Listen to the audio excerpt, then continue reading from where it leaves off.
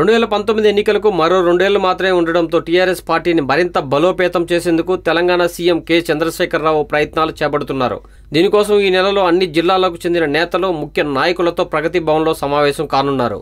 ముఖ్యంగా ఈ సమావేశాల్లో నియోజకవర్గాల్లో ఉన్న సమస్యలు, అభివృద్ధి పనుల గురించి ఆరా తీయనున్నారు కేసీఆర్. ఈ సందర్భంగా నియోజకవర్గాల్లో ఉన్న సమస్యలను తెలుసుకుని అప్పటికప్పుడు నిధులను కేటాయించనున్నారు. అయితే టీఆర్ఎస్ పాలన, తమ ఎమ్మెల్యేల పరిస్థితిపై కేసీఆర్ ఎప్పటికప్పుడు సర్వే చేయిస్తున్న విషయం తెలిసిందే. తెలంగాణ ప్రభుత్వం ఏర్పడిన తర్వాత ఇప్పటికి 2 సార్లు ఆయన సర్వేలు చేయించారు. ఈ క్రమంలో తాజాగా కేసీఆర్ మరోసారి సర్వే చేయించినట్లు సమాచారం. ఈసారి ఎమ్మెల్యేలతో పాటు ముఖ్య నాయకుల పనితీరుపై సర్వే చేయించినట్లు తెలుస్తుంది. ఇప్పటికీ ఈ సర్వే పూర్తయినట్లు సమాచారం.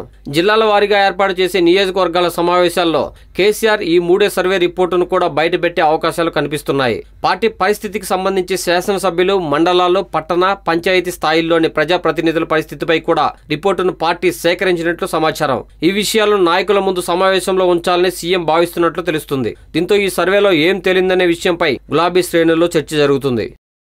ఈ వీడియో మీకు నచ్చినట్లయితే లైక్ చేయండి, షేర్ చేయండి. మరిన్ని అప్డేట్స్ కోసం మా జనహితం టీవీని సబ్స్క్రైబ్ చేయడం మాత్రం మర్చిపోకండి.